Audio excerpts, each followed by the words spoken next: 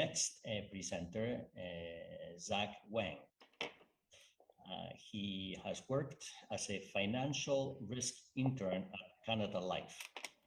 Join me in welcoming Zack Wang.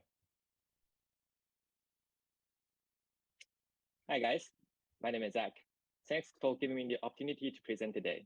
Today, I'll summarize my work in the financial risk strategy team at Canada Life. First, I'd like to talk about my main responsibilities. I prepared annual reports and management supplemental decks about strategic asset allocation, and I helped to develop the strategic asset allocation model. Since the portfolio constraints changes every year, I adjusted the constraints in the optimal optimization model based on the company's requirement for the year. Since the company has several sources of assets, it's necessary to improve the model efficiency.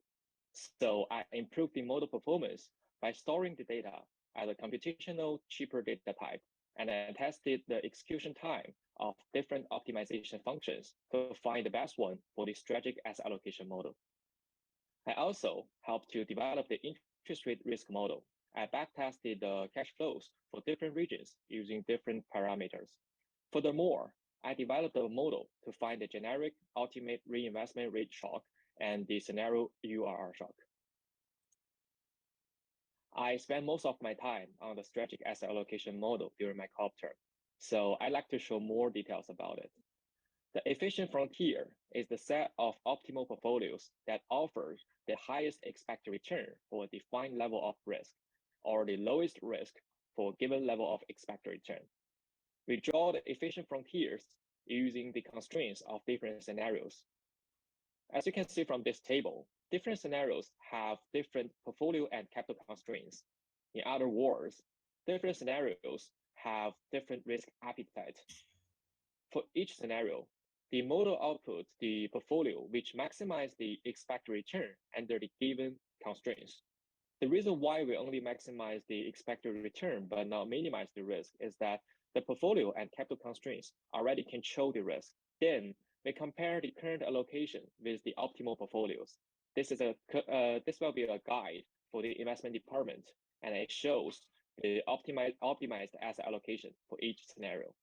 That wraps up my internship at Canada Life. Thank you. That's great. Wonderful. Thank you very much. Now, his supervisor at Canada Life was Shaitan Prepaharan, but he could not join us today. Instead, he sent the following quote, and I quote, "We really enjoyed having Zack on the team. He's got strong coding skills and leverages his deep understanding of the math underneath the algorithms to improve our models. Zack found ways to implement time-efficient solutions while working on our portfolio optimization tool on our interest rate risk model." That's very good, very impressive. And now we move to the question and answers. If you have a question, please use the raise hand button in the reactions tab. Turn on your camera and unmute your mic. We bring you on stage to ask your question. You can also type your question in the chat and Michael will read it to us. My question to you, Zack, is what is the most challenging thing you encountered at work? Thank you. So when I worked at Canada Life, the most challenging thing was increasing the efficiency of the strategic asset allocation model. When I helped to develop that model, since there were too many assets and constraints, the constraint matrix of the optimization model was really big. So, and there was an out of memory error. I found that there were lots of zeros in the constraint matrix. So the first thing I did was saving the constraint matrix as a sparse matrix. Since sparse matrix only store non-zero elements of the matrix, it saved the memory and reduced the computation time. As I mentioned in the presentation, in the final model, we use scenario analysis to simplify the optimization model. But actually, we also built a mean-variance optimization model to minimize the risk with a given target return, although we didn't include it in the final model. This model was nonlinear because the objective function of the mean-variance optimization model is quadratic. The computation time of the quadratic optimization model is much longer than the linear optimization model.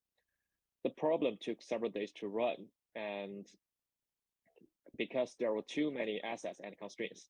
Therefore, I used the principal component analysis to reduce the dimension of the covariance matrix and transform the quadratic objective function to linear. And then the model only took like several minutes to run. And in conclusion, when I worked at Canada Life, the most challenging thing was increasing the efficiency of the optimization model. I solved that problem by saving the matrix with lots of zero elements as a sparse matrix and using scenario analysis and principal component analysis to transform the nonlinear problem to linear. Thank you. Very good. Wonderful. Very impressive.